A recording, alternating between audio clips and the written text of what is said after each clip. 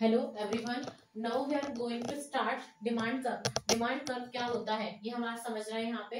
ठीक है, तो देखो डिमांड कर्व क्या होता है। Demand curve is a graphical representation between the quantity demanded of a commodity with its price. ठीक है, तो ये क्या होता है, प्राइस और क्वांटिटी। प्राइस और क्वांटिटी के बीच में जब हम एक ग्राफ बनाकर उसका रिप्रेजेंटेशन करते हैं उसको हम डिमांड कर्व बोलते हैं। ठीक है, जो मेन दो वर्ड्स हैं उसके वो क्या है, क्वांटिटी और प्राइस। ठीक है, क्वांटिटी और प्राइस। जब भी हम क्वांटिटी और प्राइस को लेकर, ठीक है, क्वांटिटी और प्राइस को लेकर इसका ग्राफिकल रिप्रेजेंटेशन करते हैं तो उसको बोलते हैं डिमांड कर्व। ठीक है, अब देखो फीचर्स ऑफ डिमांड कर्व कौन कौन से होते हैं, कौन कौन से फीचर्स होते हैं डिमांड कर्व के। तो देखो पहला होता है इनवर्स रिलेशन। ये मैंने इंडिविजुअल डिमांड के साथ बता चुकी हूँ और मार्केट डिमांड के साथ भी बता चुकी हूँ कि इनवर्स रिलेशन क्या होता है।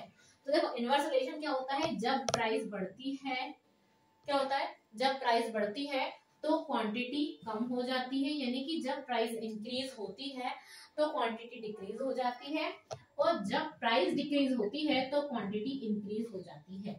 ये हमारा होता है इनवर्स रिलेशन। इनवर्स मतलब होता है उल्टा। तो ये दोनों हम कभी भी एक ही डायरेक्शन में मूव नहीं करते हैं। जब एक बढ़ता है तो एक कम हो जाता है, जब एक कम होता है तो एक बढ़ जाता है। इसी को हम बोलते हैं इनवर्स रिलेशन या फिर नेगेटिव रिलेशन। इनवर्स रिलेशन या फिर नेगेटिव रिलेशन।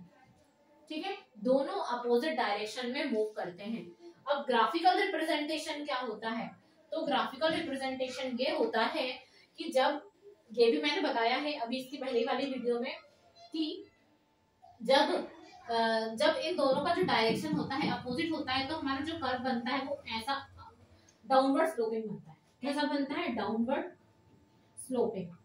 ठीक है, जैसे एक एग्जांपल लेके बता रही हूँ, डाउनवर्ड स्लोपिंग। अभी डाउनवर्ड स्लोपिंग क्या होता है, कर्व ऐसा कैसे बन जाता है, क्यों ऐसा कर्व बनता है, कब बनता है, तो ये सब बताती हूँ। अभी थोड़ा सा एक छोटा सा एग्जांपल लेके, फॉर एग्जांपल कि हमारी जो प्राइस है, मान लो हमारी प्राइस है ये और ये है हमारी क्वांटिटी। ठीक है, कोई भी गुड्स है हमारे, ठीक है, मान लो हमारा पेन है, फॉर एग्जांपल के लिए ये पेन है, ये पहले आता था 2 रुपए का। ठीक है, पहले आता था 2 रुपए का, अब हो गया 4 रुपए का। ठीक है, पहले आता था 2 रुपए का और अब हो गया 4 रुपए का। पहले हम 10 पेन खरीदते थे और अब हम 5 पेन खरीदने लगे। ठीक है, ये है हमारा प्राइस, ये है हमारा क्वांटिटी। पहले हम 2 रुपए का जब पेन था तो हम खरीदते थे 10 पेन, लेकिन जब 4 रुपए का हो गया तो हमने 5 पेन खरीदना शुरू किया। फिर क्या हुआ, ठीक है, कि जब 6 रुपए का पेन हो गया तो फिर हमने क्या करा, एक मिनट सॉरी, जब 2 रुपए का पेन था तो हम 15 लेते थे, जब 4 रुपए का हुआ तो हमने 10 लेना शुरू कर दिया, और जब 6 रुपए का तो हुआ तो हमने 5 पेन लेना शुरू कर दिया। ठीक है, तो यहाँ पर जैसे जैसे प्राइस बढ़ रही है तो क्वांटिटी क्या हो रही है, कम, यानी कि इनवर्स रिलेशन, कि जब प्राइस बढ़ रही है तो क्वांटिटी क्या हो रही है, कम होती जा रही है। तो देखो यहाँ पर ये जो है ये 0 है, ये है एक्स एक्सिस और ये है वाई एक्सिस। ठीक है, ये हम इस पे करेंगे प्राइस को प्लॉट और इस पे हम करेंगे क्वांटिटी को प्लॉट। हमेशा एक्स एक्सिस पर हम क्वांटिटी को प्लॉट करते हैं और वाई एक्सिस पर हम हमेशा प्राइस को प्लॉट करते हैं। तो देखो जब हमारी प्राइस क्या हुई, 2 रुपए, 4 रुपए, 6 रुपए और ये 8 रुपए। अब पेन की क्वांटिटी जब 2 रुपए प्राइस थी, एक मिनट यहाँ पे मैं इसको भी प्लॉट कर देती हूँ पहले। ठीक है, ये हो गया। जब हमारी प्राइस थी 2 रुपए तो हम कितनी क्वांटिटी ऑफ पेन परचेस करते थे हम 15। जैसे ही प्राइस 4 रुपए हुई तो हमने खरीदनी कितनी शुरू कर दी, 10 पेन। ये देखो जैसे ही प्राइस हुई 6 रुपए तो हम 5 पेन खरीदने लगे भैया। ठीक है, तो ये हमारा जो कर्व बन रहा है हमेशा ऐसा जा रहा है, डाउनवर्ड स्लोपिंग। ठीक है, इसी को बोलते हैं डाउनवर्ड स्लोपिंग। ठीक है, और इसी तरह से रिप्रेजेंटेशन देना प्राइस और क्वांटिटी के बीच रिलेशन की, उसको बोलते हैं हम ग्राफिकल रिप्रेजेंटेशन। ठीक है, आया समझ में। इसी तरीके से जब हम ग्राफ को रिप्रेजेंट करते हैं, डिमांड कर्व उसी को बोलते हैं। ठीक है, अब आता है 2 टाइप्स। तो डिमांड के जो टू टाइप्स होते हैं वो होते हैं इंडिविजुअल डिमांड, एक होता है इंडिविजुअल डिमांड और एक होता है मार्केट डिमांड। ठीक है, एक क्या होता है मार्केट डिमांड। इसके पहले वाली वीडियो में मैं दोनों बता चुकी हूँ। ठीक है, फिर भी एक बार शॉर्ट में बता देती हूँ। इंडिविजुअल डिमांड क्या होता है कि 1% डिमांड से इज इंडिविजुअल डिमांड, 1% डिमांड से इज इंडिविजुअल डिमांड।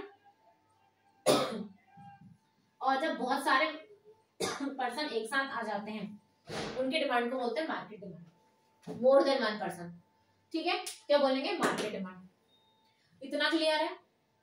ठीक है, देखो डिमांड कर्व क्या होता है, फिर से समझा रही हूँ। Demand curve is a graphical representation, demand curve is a graphical representation between the quantity demanded of a commodity with its price taking the other factor unchanged. अभी अदर फैक्टर कहां से आ गया है, बताओ अदर फैक्टर कहां से आ गया? तो ये अदर फैक्टर क्या होता है ये मैं इसके बाद वाली वीडियो में बताऊंगी कि ये अदर फैक्टर क्या होता है। ठीक है, ये अदर फैक्टर क्या होता है ये मैं बताऊंगी इसके बाद। ठीक है, हुआ इतना क्लियर? अदर फैक्टर वो सारी चीजें आ जाती है, जैसे टैक्स हुआ, फैशन हुआ, इनके कांस्टेंट रखते हुए प्राइस और क्वांटिटी में रिलेशन बताना।